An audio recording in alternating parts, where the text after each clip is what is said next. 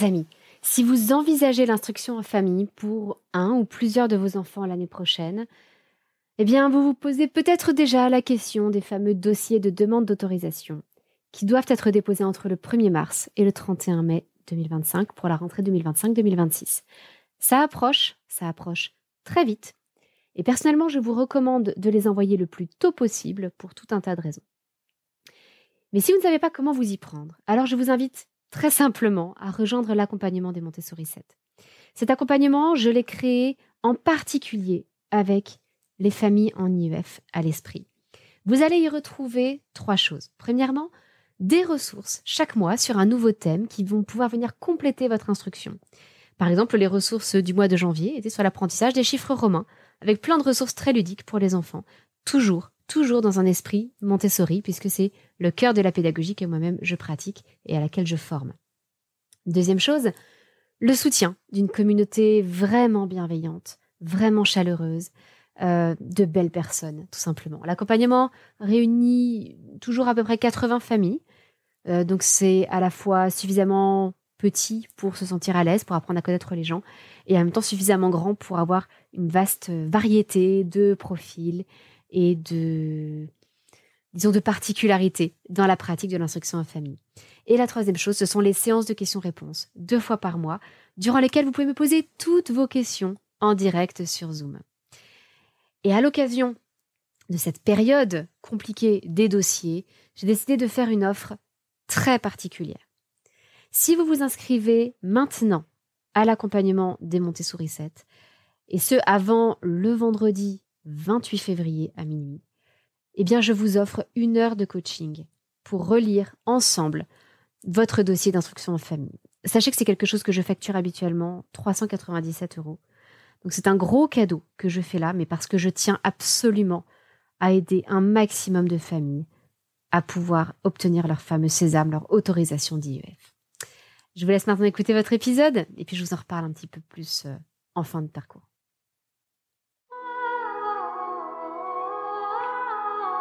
Bienvenue sur le podcast des Montessori 7, Montessori à la maison.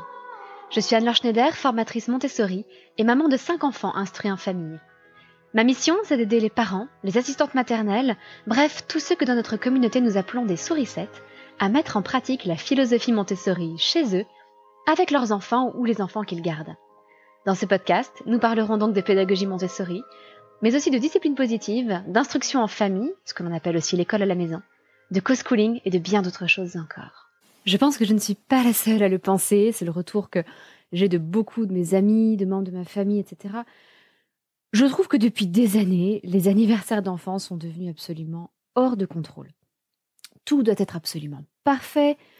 Ça doit être une image qu'on peut poster sur Instagram, façon Pinterest. Les invités doivent repartir avec leur propre petit sac cadeau. La décoration doit être fabuleuse. Le gâteau digne d'un grand pâtissier, décoré à l'américaine. Il doit y avoir une profusion de cadeaux, des activités de folie. Et à un moment, on se met une pression de malade et on en a marre. Alors si on en discutait un petit peu aujourd'hui, ça va être un épisode très léger, simplement pour réfléchir un petit peu à ce qui compte vraiment, pas pour les réseaux sociaux, mais pour nous, tout simplement, en tant que famille, réfléchir à ce qui compte pour notre enfant et à ce qui compte aussi pour nous, parents ou les frères et sœurs, et ce qui fait au final le plus de bien à notre enfant et à ses amitiés, parce qu'évidemment, les anniversaires, les fêtes d'anniversaire sont de très belles occasions d'inviter des amis et de passer de bons moments ensemble.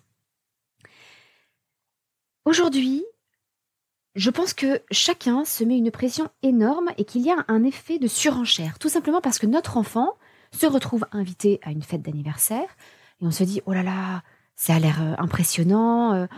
Les parents se sont donné beaucoup de mal, souvent la maman en plus, c'est encore une charge mentale supplémentaire pour les mères.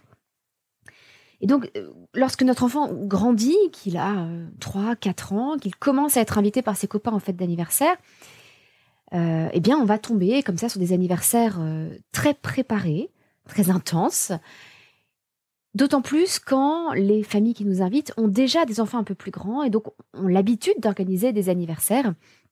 Et c'est ainsi qu'on apprend nous-mêmes à quoi est censée ressembler une fête d'anniversaire. Parce qu'évidemment, on se souvient de nos fêtes d'anniversaire à nous, d'il y a, je vais pas donner d'âge, peut-être 20, 30 ans, 40 ans. Et c'était beaucoup plus simple, mais on se dit que les choses ont changé et on découvre qu'aujourd'hui, ça n'est plus censé se passer comme ça. Et donc, on commence à organiser nous-mêmes des fêtes d'anniversaire beaucoup plus complexes et en se mettant une pression folle. Et parfois, ce sont même les invités de nos enfants, leurs amis, qui nous mettent la pression. L'un de mes fils avait été invité à l'anniversaire d'un copain. Et à cet anniversaire, au moment de partir, j'étais revenue chercher mon fils. Et un autre des invités est allé voir la maman, la maîtresse de maison, et il lui a dit il est où mon petit sac? Alors moi, j'étais avec la maman, et je me dis de quoi est-ce qu'il parle? Elle aussi, elle a complètement bugué en disant mais de quoi il parle? Tu n'es pas venu avec un sac pourtant, je comprends pas. Il lui dit non, mais mon petit sac cadeau. Et en fait, j'ai découvert que cet enfant, et la maman aussi, a découvert que cet enfant s'attendait, alors qu'il était invité, à repartir avec un petit sac cadeau. Parce que c'est devenu, en quelque sorte, une habitude, presque une obligation de fournir un sac cadeau aux invités. Et je trouve que c'est le monde à l'envers. Alors ça part de l'idée que dans un anniversaire, les enfants souvent, certains enfants peuvent se retrouver frustrés de voir qu'il y a un enfant qui reçoit des cadeaux et les autres non. Mais en même temps, je trouve que c'est un apprentissage parfaitement normal. C'est le jour de l'anniversaire de quelqu'un, c'est cette personne-là qui reçoit des cadeaux. Il n'y a pas de raison d'habituer nos enfants à se dire que si quelqu'un reçoit des cadeaux, il faut que tout le monde en reçoive.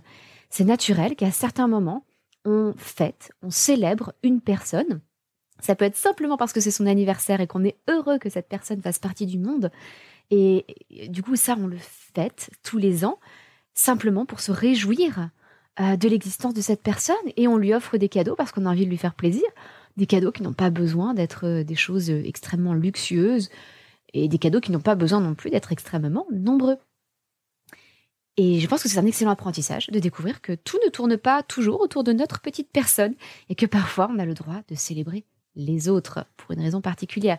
Encore une fois, ça peut être simplement pour leur naissance, mais ça peut aussi être le cas lorsque quelqu'un a un événement heureux, ça peut être une naissance, ça peut être une fête religieuse, ça peut être une promotion au travail. On a le droit de fêter absolument tout ce qu'on veut, mais dans ces cas-là, on se tourne vers la personne à célébrer et pas vers soi-même.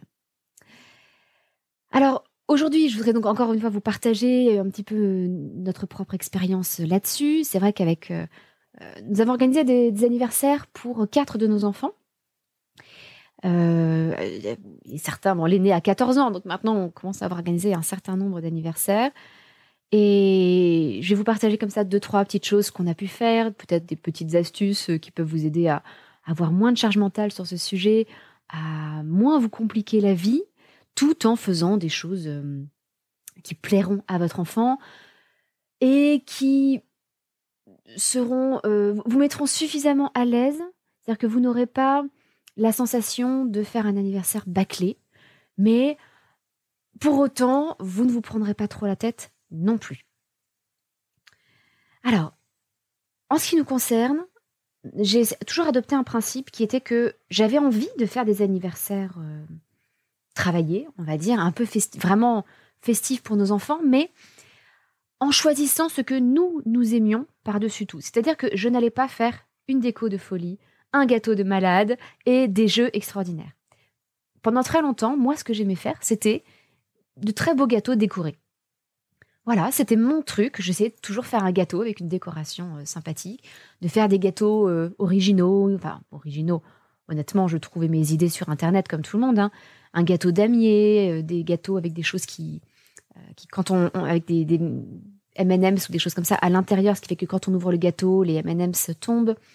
Bon, mais au final, je me suis toujours arrangée pour faire des gâteaux qui ne me prenaient pas tant de temps que ça.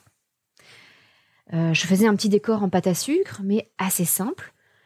Une petite astuce, je trouve, qui aide bien, c'est d'utiliser des figurines quand on en a. Ça peut être des Playmobil, ça peut être des petites figurines d'animaux Schleich. Par exemple, on a fait un anniversaire sur le thème de Narnia. Si vous ne connaissez pas vraiment, faites lire Narnia à vos enfants, c'est une histoire merveilleuse. Et bien dedans, il y a le lion Aslan. Et bien, je mettais la figurine de lion sur le gâteau. Je faisais un lampadaire avec une petite tige en bois que je recouvrais de pâte à sucre noire. Et puis, je faisais des petits sapins. Alors, les sapins, c'est hyper facile. Je faisais un petit cône de pâte à sucre. Et avec des ciseaux, je venais couper sur les côtés pour faire les petites branches du sapin. Je donnais des petits coups de ciseaux et je remontais la partie que je venais de couper. Voilà. Après, la pâte à sucre elle-même étant blanche, ça faisait la neige. Bref, vous voyez, je faisais des choses assez simples. Ça me prenait assez peu de temps, mais ça avait un effet assez sympathique. Et puis, à l'intérieur du gâteau, il pouvait y avoir... Ça pouvait être un gâteau damier, ça pouvait être différents types de choses. Mais c'était mon truc. À côté de ça, je n'ai quasiment jamais fait de décoration. Ou alors, vraiment très, très simple. C'est-à-dire que, par exemple, on a fait un anniversaire sur le thème de l'Égypte. J'ai sorti un plateau sur lequel j'ai mis du sable. Et puis, j'ai mis quelques pièces en or un peu... des pièces en plastique, hein, des pièces en plastique en or. Des choses comme ça. Je ne sais même plus si j'avais dû mettre... Non, je crois même pas que j'avais dû mettre un collier. J'avais mis une boîte en bois qu'on avait, qui faisait un peu coffre au trésor. Et puis basta. Ah si, j'avais pris des bonbons en forme de crocodile pour faire les crocodiles du Nil. Voilà. Et c'est absolument la seule déco que j'avais faite. Il n'y avait rien d'autre. Donc, ce que je répète souvent dans la parentalité, c'est il faut choisir ses combats. Et voilà, c'était pas vraiment un combat, mais mon centre d'intérêt, c'était de faire un gâteau qui était sympathique. Et puis le reste, c'était un peu plus léger. Donc pas de décoration. Et en revanche, je faisais aussi des petites activités. Mais alors mon principe, c'était de faire une activité un peu dirigée. Il pouvait y avoir jusqu'à un jeu et une activité créative pour la moitié du temps. Et l'autre moitié du temps, c'était des jeux libres. Parce qu'en fait, les enfants adorent faire une balle aux prisonniers ou un jeu de société. C'est juste une belle occasion aussi de pouvoir faire des jeux ensemble. Et pour les petites activités, l'activité créative, pour moi, elle remplissait un double rôle. C'est que déjà, ça occupait les enfants de façon sympathique. Et ensuite, ça pouvait être quelque chose avec lequel les enfants repartaient sans pour autant avoir un sac cadeau avec des petits gadgets. En général, en plus, on se retrouve dans ces cas-là, à acheter des petits gadgets en plastique, et on se dit, oh, c'est quand même dommage. On achète des choses qui finiront assez rapidement à la poubelle. Bon. Là, la petite activité créative, au moins les enfants ont fait quelque chose, ils ont envie de partir avec. Et là, encore une fois, c'était souvent des choses très simples. Par exemple, pour une fête sur le thème des chevaliers ou des princesses, j'avais sorti des petites feuilles A4 de feutrine, des ciseaux, de la colle, et ils devaient se fabriquer leur blason. Voilà, moi j'en avais fait un par le passé, donc ça servait un peu de modèle, ils pouvaient faire ce qu'ils voulaient avec, en découpant la feutrine, en découpant les formes. Et puis, et j'avais sorti, on avait un livre sur les blasons, donc ils pouvaient le feuilleter pour trouver des idées de modèles. Et c'était tout. Et c'était très simple, mais ça les a bien occupés. Et ils sont repartis avec leur petit blason à eux. L'activité dont je suis la plus fière, donc vous allez voir, c'est pourtant pas transcendant, hein, rien de très compliqué. C'était toujours pour Narnia, une boule à neige. Je leur avais fait faire une boule à neige. Alors là, vous vous dites peut-être, oh là là, c'est compliqué. Non, en fait, la boule à neige, c'était des pots de confiture que j'avais récupérés. Et donc, j'avais un pot de confiture par enfant. Et à l'intérieur du couvercle, je leur faisais coller une petite figurine d'animaux. Donc, c'est tout ce que j'avais acheté. C'était des petites figurines d'animaux, pas très chères, hein, qu'ils pouvaient choisir. Et puis, de la neige artificielle. J'avais imprimé un petit décor de Narnia, de paysage enneigé. Et donc, ils mettaient le petit décor sur l'extérieur du pot de confiture.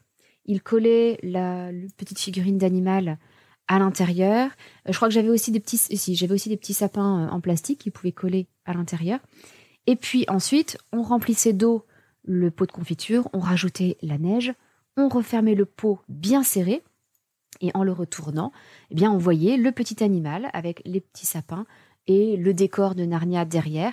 Et quand on secouait, ça faisait boule à neige. Voilà. Ça, c'est l'activité la plus complexe que j'ai faite et qui m'a coûté peut-être 20 € à tout casser. Les pots de confiture, je les ai récupérés.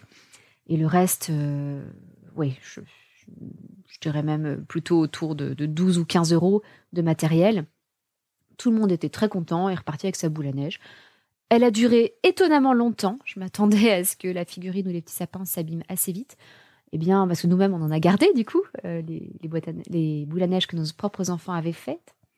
Et ça a duré plusieurs années. Bon, la photo a fini par se décolorer un petit peu à l'extérieur, mais ça fonctionnait assez bien. Oui, pour le principe de la photo, évidemment, il ne faut pas que la photo fasse tout le tour du pot de confiture, sinon on ne peut plus rien voir. Il faut qu'elle fasse peut-être la moitié du pot de confiture pour qu'il y ait un côté par lequel on puisse voir la petite scène enneigée. Bon, la plupart du temps, ces activités créatives, c'était vraiment un petit bricolage, quelque chose à coller, à découper. Ça pouvait être se fabriquer une petite couronne que j'avais imprimée, une petite couronne en carton tout simplement, avec des motifs d'Olaf, de la Reine des Neiges, etc. pour un anniversaire type Reine des Neiges. Donc vraiment des choses qui cassaient pas trois pattes à un canard, mais qui occupaient les enfants. Donc du coup, ça c'est quelque chose que j'ai toujours refusé de faire. Il n'y avait jamais de sac cadeau et il n'y aura jamais de sac cadeau pour les invités. Je considère que la fête est le cadeau qu'on fait aux invités aussi, de leur offrir un beau moment.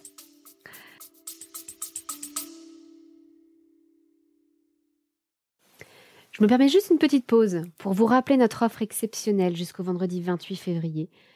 À savoir que pour toute inscription à l'accompagnement des Montessori 7, qui est notre communauté sur abonnement mensuel, eh bien je vous offre 1 heure de coaching en direct avec moi, en individuel, pour préparer ou relire ou améliorer votre dossier de demande d'autorisation d'instruction en famille pour la rentrée 2025-2026. C'est une offre vraiment, vraiment exceptionnelle parce que c'est au cœur de la mission que je me suis donnée, d'aider un maximum de familles à pouvoir faire respecter leur choix de mode d'instruction et en particulier l'exercice de leur liberté du mode d'instruction. Donc n'hésitez pas à en profiter, d'autant plus que dans l'accompagnement, vous retrouverez tous les textes juridiques dont vous avez besoin. Vous retrouverez des modèles de courriers juridiques aussi, des courriers pour accompagner votre dossier de demande d'autorisation, pour faire un recours si besoin, etc. Pour demander à ce que le contrôle pédagogique ait lieu chez vous ou au contraire pas chez vous. Tout un tas de modèles de courriers qui ont été relus par un juriste. Vous retrouverez tout un tas de modèles de dossiers, une trame générale de dossiers pédagogiques et des exemples pour quasiment tous les niveaux de la petite section jusqu'à la 3e. Vous retrouverez également des modèles de progression que vous pouvez joindre à votre dossier, des progressions suivant la pédagogie Montessori, mais adaptées à la structure et au jargon de l'éducation nationale, des programmes de l'éducation nationale, afin que les commissions comprennent dans leur propre jargon ce que vous voulez faire à vos enfants si vous souhaitez suivre la pédagogie Montessori. Et puis également des outils de suivi de la progression de vos enfants. Bref, c'est un accompagnement qui a vraiment été pensé, en particulier, je dirais de façon privilégiée, pour les familles en IEF. Et c'est une communauté sur abonnement mensuel. Mais à tout moment, vous pouvez vous désinscrire, résilier l'abonnement vous-même sur la plateforme. Vous n'êtes absolument pas prisonnier. C'est la dernière chose que je voudrais faire, en particulier pour des familles que je voudrais soutenir.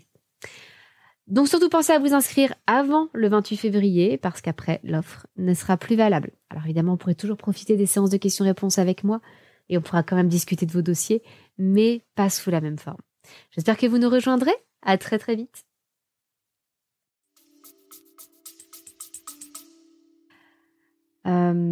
Ensuite, il y avait quasiment toujours un jeu un peu organisé. Et au fur et à mesure des années, j'ai décidé, moi, d'arrêter de manger du sucre et de la farine. Et du coup, je vous avoue que passer, même si j'ai passé pas non plus 10 heures, passer peut-être 3 heures en cuisine à faire un gâteau, qui était le point important pour moi, ça commençait à être pénible pour moi, parce que je voulais pas avoir les mains au milieu du sucre et de la farine, être tentée. Donc, j'ai simplifié les gâteaux considérablement, et puis j'ai consacré un peu plus d'énergie aux jeux organisés. Mais voilà, c'était un choix. Dans tout ce dont je vais vous parler, ne vous dites pas qu'au même anniversaire, j'ai fait un gâteau transcendant, un super jeu organisé, une activité créative de folie, etc. Ça a été à des anniversaires différents. Et les choses ont évolué avec le temps. Et j'en ai simplement parlé à mes enfants et je leur ai expliqué que Là, en ce moment, j'avais pas très envie de faire des gâteaux compliqués parce que ça me donnait envie de manger du sucre et que c'était un petit peu pénible pour moi. Donc, j'allais faire des gâteaux plus simples qui me prenaient moins de temps en cuisine. Un bête gâteau au chocolat avec des bonbons autour, ça fait toujours son petit effet. Les enfants sont toujours ravis et ça suffit très bien. Donc, j'ai fait aussi des gâteaux beaucoup plus simples. Et parce qu'on aime beaucoup les jeux de société et les jeux de manière générale dans notre famille, eh bien, je me suis concentrée sur les jeux. Alors là, j'ai quelques idées à vous partager. On a fait des anniversaires sur différents thèmes, comme la Reine des Neiges, Narnia, Harry Potter, l'Égypte, les chevaliers et princesses. Et puis, plusieurs de nos enfants ont eu des anniversaires sur les mêmes thèmes. C'est-à-dire que plusieurs d'entre eux ont eu, je crois qu'il y en a 3 qui ont eu des anniversaires sur Narnia, les princesses aussi, la Reine des Neiges, nos 2 filles ont eu des anniversaires Reine des Neiges, Harry Potter aussi, je crois, j'ai un petit doute. Donc ce qui est bien, c'est qu'on pouvait réutiliser certaines choses aussi, certaines idées, puisque ça n'était pas avec les mêmes amis, les mêmes enfants, et puis que même nos enfants qui avaient connu l'anniversaire de leur grand frère ou grande sœur, plusieurs années s'étaient écoulées, donc ils avaient oublié et on pouvait reprendre certaines idées. Moi, ce que j'aime bien, c'est faire des petits jeux de pistes. Alors, quand il s'agit des plus jeunes, je les fais moi-même.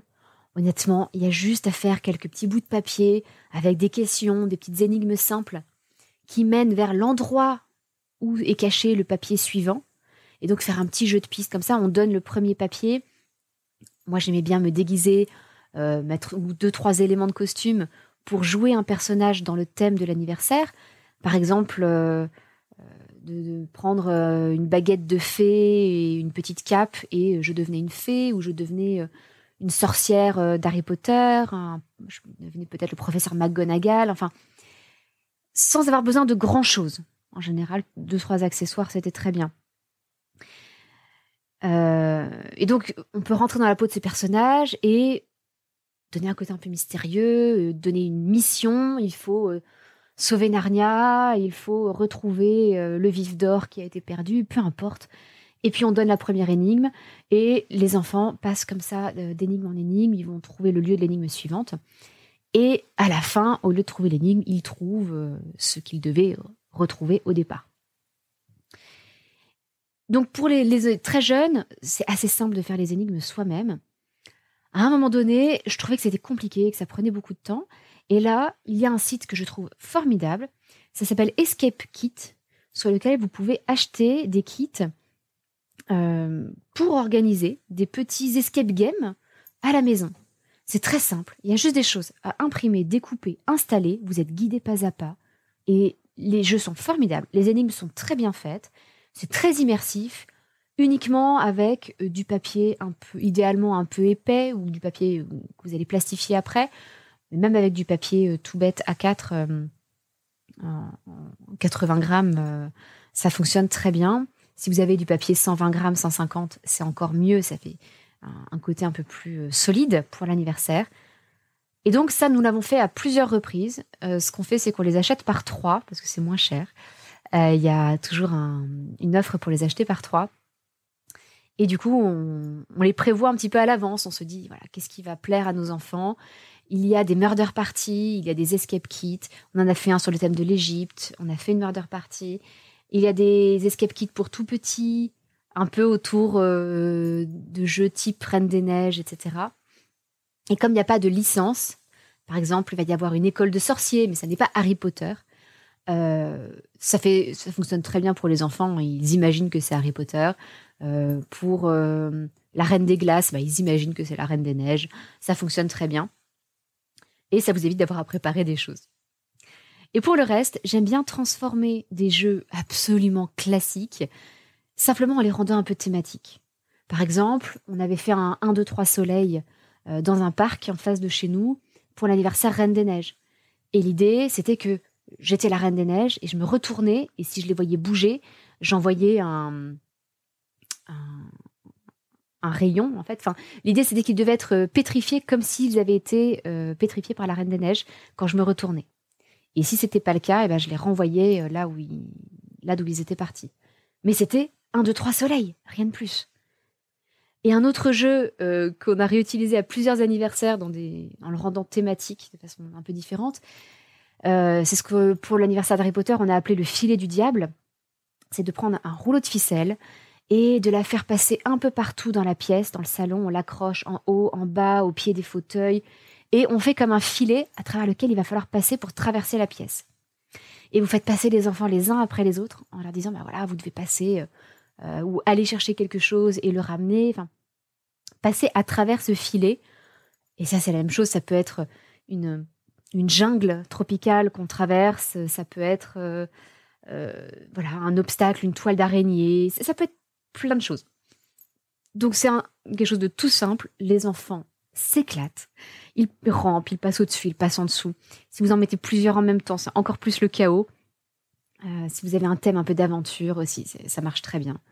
Donc, n'hésitez pas à prendre voilà, une balle au prisonnier, 1, 2, 3 soleils, des petits jeux basiques, une course sur 3 pattes quand on attache les jambes de 2 enfants. Et du coup, je sais plus comment on appelle ça, la course à 3 pattes ou quelque chose comme ça, la course en sac, des jeux simples, mais simplement rendez-les thématiques et ça rendra les choses inoubliables. Voilà donc un petit peu les idées qu'on a pu faire qui étaient très simples. L'autre possibilité qui fonctionne bien, c'est de faire un anniversaire pour les tout petits dans je sais pas comment on peut appeler ça, mais des centres de jeux pour petits où il y a des piscines à boules. Vous en avez forcément un dans votre région, ça coûte un petit peu plus cher. Et en même temps, vous n'avez rien à faire parce qu'en fait, les enfants vont s'éclater dans les piscines à boules, à grimper dans les structures, faire des toboggans, etc. Et même chose pour les plus grands, on a fait un anniversaire paintball. Un petit peu en arrivant ici dans la région aussi, c'était l'occasion pour notre aîné d'avoir un anniversaire un peu plus marquant pour se rapprocher aussi des amis qu'il était en train de se faire. Enfin bref, on avait voulu faire marquer un petit peu plus le coup. Ça a un prix, donc on ne fait pas ça à tous les anniversaires, on lui a bien expliqué. Et je pense que c'est une belle façon de conclure aussi, c'est que les enfants sont parfaitement capables de comprendre qu'une année, on va faire quelque chose et une autre année, on va faire plus simple, ou on va faire différent. Il suffit d'en parler avec eux et de leur expliquer. Et puis à l'inverse, on peut avoir des occasions qu'on veut marquer davantage. Par exemple, quand mon mari a eu 40 ans, j'ai organisé un rallye pour ses 40 ans avec la famille, avec des amis qui habitent assez près. Et donc j'ai fait des équipes qui partaient en voiture avec tout un rallye que j'avais organisé avec mon fils aîné, avec des énigmes où là j'avais vraiment passé du temps, un truc super organisé. Tout le monde s'est éclaté. Et en fait, la clé du succès de ce rallye, je vous la partage, c'est que j'avais fait très attention à la composition des groupes pour le rallye. On était assez nombreux, une bonne trentaine, je dirais. Et je m'étais assurée que dans les groupes, il y ait toujours au moins une personne qui mette l'ambiance. Quelqu'un qui aime un peu délirer, qui se donne à fond, qui est un peu compétitif. Et du coup, il y avait une ambiance de folie parce que dans chaque voiture, il y avait aussi bien des personnes un peu plus âgées. Hein. Il y avait les parents de mon mari, il y avait une de ses tantes, 2 de ses tantes. Donc voilà, qui étaient un peu plus tranquilles, j'ai envie de dire. Et des personnes un peu plus folles qui ont mis une ambiance de dingue. Et j'avais aussi prévu des choses pour les tout petits. Donc c'était très inclusif. Il y avait des petites activités que même un enfant de 3-4 ans pouvait faire.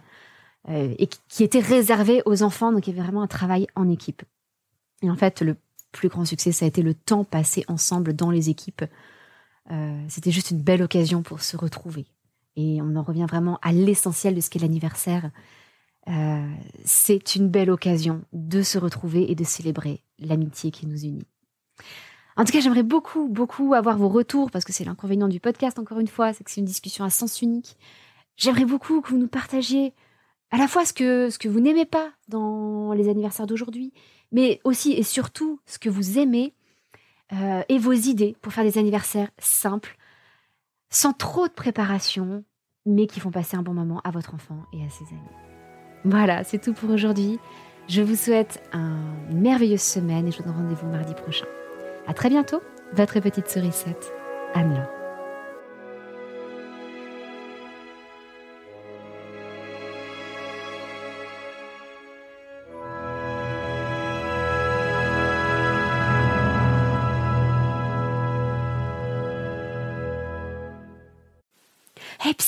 Avant de partir, surtout n'oubliez pas notre offre exceptionnelle.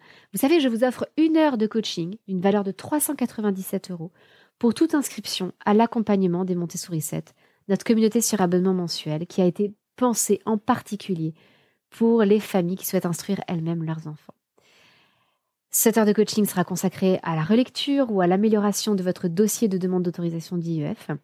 Et je me réjouis d'avance de pouvoir aider un maximum de familles. Donc n'hésitez pas à passer le message autour de vous si vous avez des familles que vous connaissez et qui se sentent en difficulté, qui ont peur de passer à l'action sur ce dossier de demande d'autorisation. Je suis là pour les aider. À très bientôt.